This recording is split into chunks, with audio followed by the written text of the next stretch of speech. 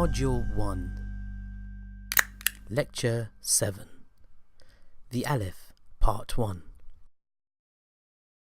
You are already somewhat familiar with the Alif, where it was part of the group of antisocial letters. Here, we should talk a little more about the Alif. This chapter has been named The Alif Part 1 because there are other features to the Alif that we should come across later on that will need separate discussions. For the moment, let's understand a bit more about what the Alif is. The Alif is simply a straight line that sits on the writing line.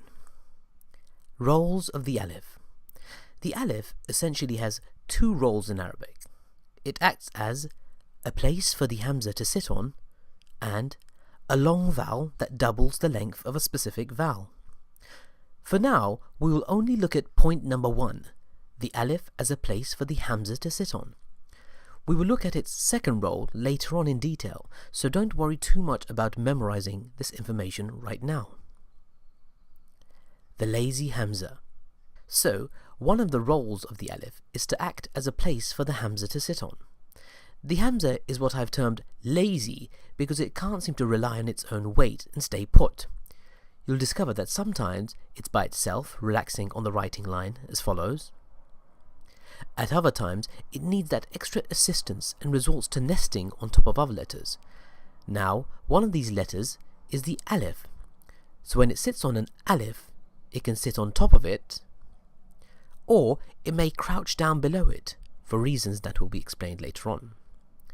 Now, perhaps you've watched other videos or even heard from teachers that the Alif produces the sound that's similar to the in apple. Well, you should know now that it's actually the Hamza that is sitting on top of the Alif which is producing that sound, whilst the Alif is simply providing the Hamza a place to sit on in order to do so.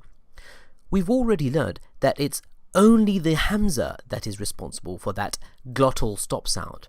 The Alif does not by itself produce any sound and is merely a tool that other letters use for their own purposes. Here is an Arabic word that has the Hamza sitting on the Alif. The easiest way to remember the Alif is to think of a long plant that holds a leaf. A leaf will remind you of the name of the letter Alif. The lazy Hamza continued. Another letter that the Hamza sits on is the letter Waw.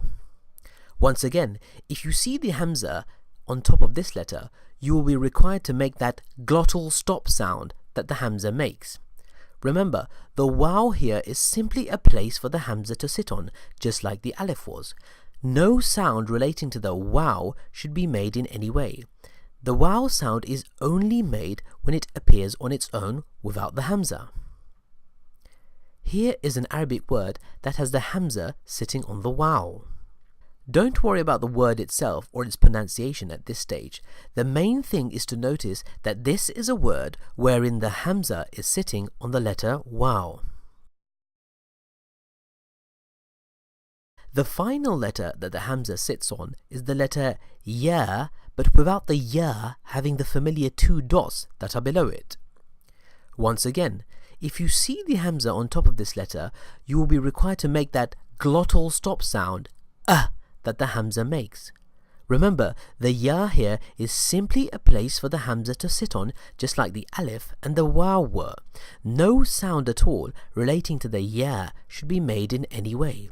The Ya sound is only made when it appears on its own, without the Hamza, and with its familiar two dots sitting beneath it. And once again, here is an Arabic word that has the Hamza sitting on the Ya. Once again, don't worry about the word itself or its pronunciation at this stage. The main thing is to notice that this is a word wherein the Hamza is sitting on the letter Ya without its two dots.